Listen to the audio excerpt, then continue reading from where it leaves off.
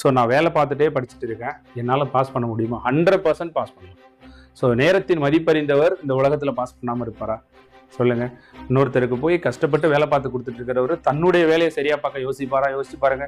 யாரோ ஒருத்தருக்காவுடைய கனவுக்காக காலையில இருந்து சாயங்காலம் வரைக்கும் உழைச்சி அதுல உங்களுக்கு ஒரு சம்பளம் கிடைக்குதுனாலும் அது நிரந்தரமானது இல்லைல்ல.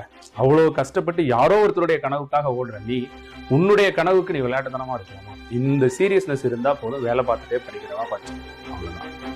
சரியா? குடியாண்மையுள் வந்த குற்றம் ஒருவன் மடியாண்மை மாற்றுக்கிறது. அவ்வளவுதான். நீ அந்த அந்த அந்த வேலை போக மீதி இருக்கிற யாருனாலும் என்ன 24 மணி நேரமா வேலை வாங்கிட முடியும்? நல்லா யோசிச்சு பாருங்க. எப்படினாலும் எனக்கு தூங்குறதுக்கும் டைம் தந்து தானே இருக்கணும்.